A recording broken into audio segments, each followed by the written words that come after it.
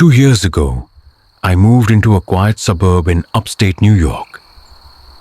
It was the kind of neighborhood where nothing ever seemed to happen. Families walked their dogs in the evening. Every lawn was trimmed perfectly, and people waved at each other without knowing names. I lived in a small rental house on a cul-de-sac. There were only 7 houses on the street, most of them occupied by retirees. It was peaceful, except for one house, the one at the very end of the street. It was a small grey building that looked like it hadn't been touched in years. No cars in the driveway, blinds always closed, paint chipping from the window frames. Everyone just called it the old place. No one ever mentioned who owned it or if anyone lived there. The first strange thing I noticed happened on my 4th night in the house. Around 2 a.m., I looked out my window while brushing my teeth and saw a man standing across the street, directly under the streetlight.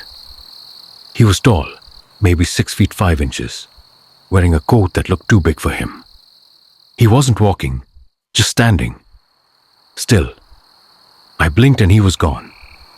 A few nights later, I saw him again, same time, same place. He wasn't facing the streetlight this time. He was facing my house. Eventually, I started checking at 2 a.m. just to see if he'd appear. He did, always in the same spot, always watching. I never saw him move. One night, I got brave and decided to record it. I set up my phone at the window and waited.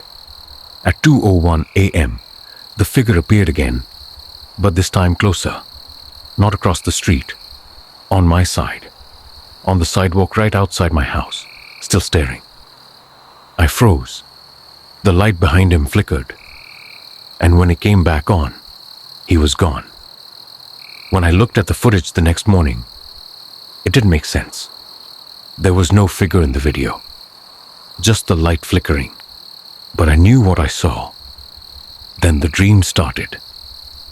I'd wake up at exactly 2 a.m. every night.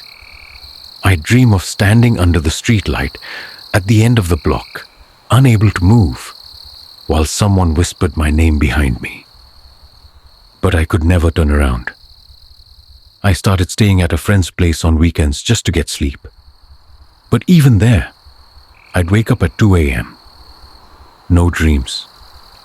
Just a feeling that someone was in the room with me. One night I stayed home and tried to ignore it. I didn't look out the window. I didn't check the time. But I woke up anyway.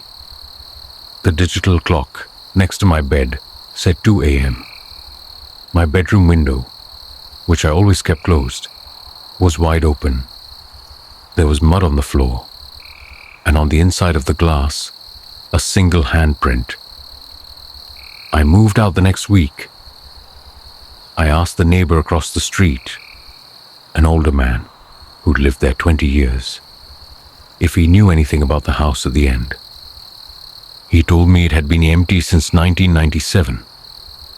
The last guy who lived there was found dead in his hallway, face down, clutching a camera. Police ruled it a heart attack, but the photos on the camera, all of them were blurry, except the last one. It was a photo taken from behind his front window of a man standing under the streetlight at 2 a.m.